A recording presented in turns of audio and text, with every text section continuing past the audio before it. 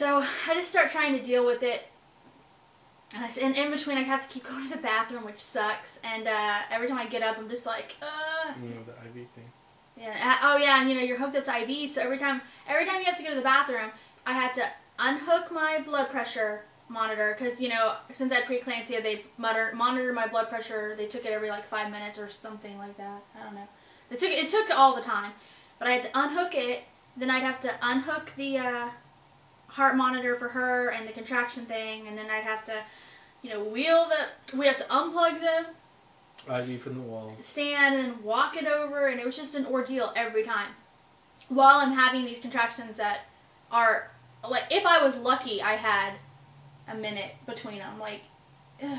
Anyway, so they come back in, the lady checks again, and I'm still, she's like, maybe you're, you know, still like half to one, and you know, my mom told me later that the lady had said kind of aside that she didn't even think I was that, but whatever. But so they said that they're gonna give me medicine to help with the pain. With the pain, and what was it? Stadol. Stadol. So they're gonna give me the Stadol. That's the stuff that kind of makes you like loopy. So she told me, she's like, look, the Stadol does not make the contractions not hurt, but it'll help you rest in between. Well, that's all fine and well if your contractions are still 20 minutes apart. But since mine weren't, it was just like this crazy, so they hooked me up, and it did, you know, and I would try to go to sleep, but I would get to sleep for like 60 seconds, and then the contractions would come, and I would just, and it's funny because it's like they hurt really bad, and I wanted my mom and Kyle to know they hurt, and my sister was in there too. So I would just be like, I would just say like, ow, ow, but I keep my eyes closed, and I'd just be like, ow, ow, ow, ow, ow, and then I'd stop when they stopped, right? And I didn't think I was sleeping in between because it's such a short amount of time. Like, I still remember things during the in-between, but I think sometimes I did sleep. You did. Yeah. You were out. So you were definitely like at that kind of drunk, punch drunk, sleeping. Yeah. So anyway, so that's going on, right?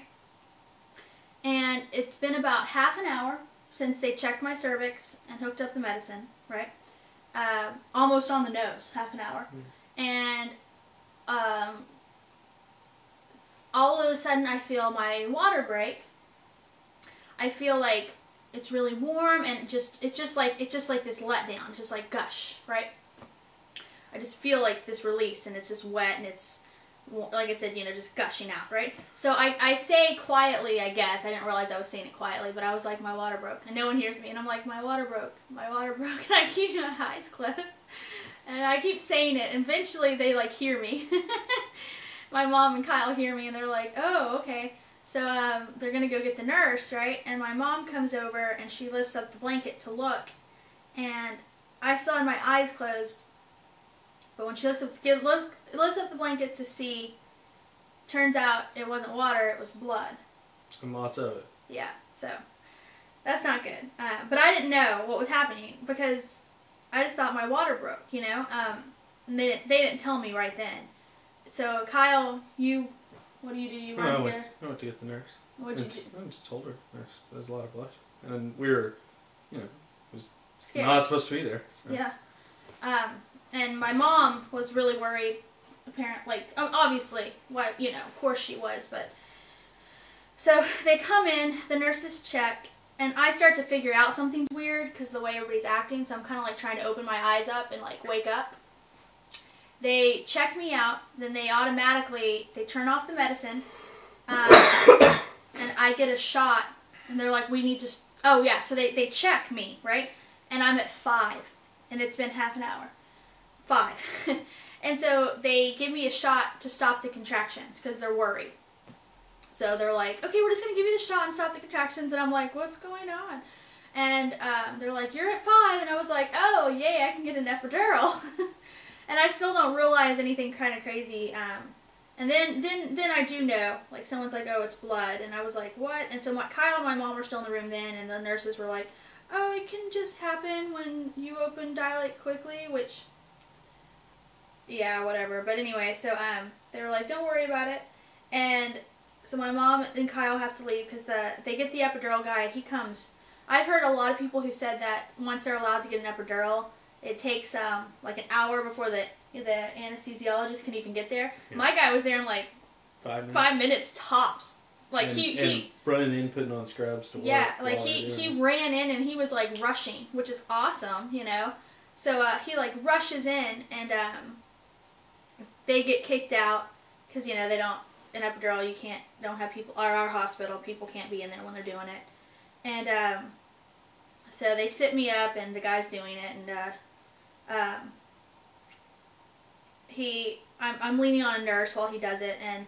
You know, I asked the nurses point blank. There's 2 nurses in there, and then the anesthesiologist, and I'm like, what does it mean, the blood? And the lady's like, you know, at that point they don't say anymore.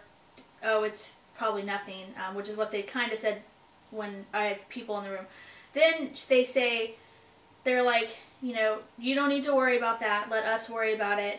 It'll be fine. You know, we'll figure it out. You just don't even think about it. And I was just like, okay, you know.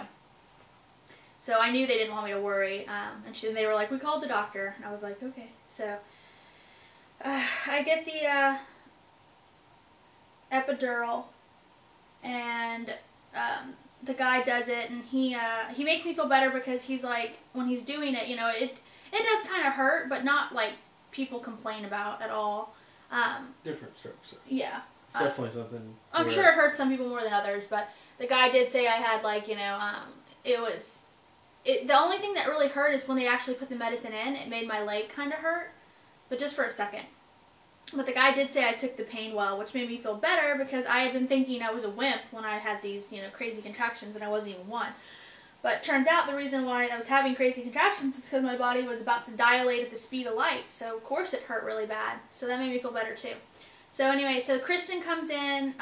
Do you guys come back when Kristen comes in? The doctor? Maybe. About that. Well, anyway, the doctor gets there and she's checking me out and she's just like, she rushes in too and she's like, okay, you know, and I can tell on her face that she's kind of like, whoa, she's surprised. And they all are acting surprised. You know, the blood thing is what's surprising her and how much I dilated. It's never good when your doctor's surprised. Yeah. That's like a bad thing. Yeah. So, you know, she literally says like, you know, she's like, okay, and then as she's checking me, she's like, oh, you're already up to 6. And it had been like, I mean, she came in right after I got the epidural. Like, it had been like 5 freaking minutes. Like, it was just like, I was just dilating like that. Like, I mean, and I know you were in there because when she said that, you were like, what? You know, I remember Kyle was just kind of like, whoa, like, you know, and I was just like, oh my gosh, you know? So, anyway, she breaks my water because, you know, since it wasn't my water that broke. So then she breaks my water, and it feels the same as when the blood had come out, you guys. So that's how much blood there was. It felt like when my water broke. And they kind of clean up down there, I guess, a little. And so then I'm feeling a lot better because of that epidural. Like, it totally works. And I can slide my legs, but I can't lift them up. And I still feel the contractions, but they don't really hurt. It's just like I feel them happening. And so I'm feeling much better. And so my mom is there, Kyle's there, Kristen, and my sister Kristen, and Dustin, who's one of he's one of my best friends in the world, and he's a family friend. His parents are my parents' best friends, etc. So he's like a brother, known him forever. So he's there, and I mean, I'm feeling so much better. And so I even try to put on some makeup. Like, I'm like, oh, well, I can try to put on makeup. I kind of give up on it, but I try. So then, though, literally, it's only been about 15 minutes or so tops and of like bliss, and all of a sudden I realize I can like lift my leg. Like I have this weird feeling where it starts kind of tingling on my foot and it goes up and I'm like, whoa, I can lift my legs. And I was like, uh-oh. And then as soon as I realized I can lift my legs up, I start feeling the contractions again. So I was like, I'm like, you know, ow, ow, ow, and I kind of start, you know, being upset a little. I'm like, the epidural's not working, it's not working, something's wrong. Like, it literally just, like, cut off. And, so the nurses come in, they make the guys, not Kyle, but they push them, they don't make them leave, but they end up going behind a curtain, and they check me, and like, keep in mind, like I said, it's been 20 minutes or less since the last time they got checked, and they checked me again, and I'm full.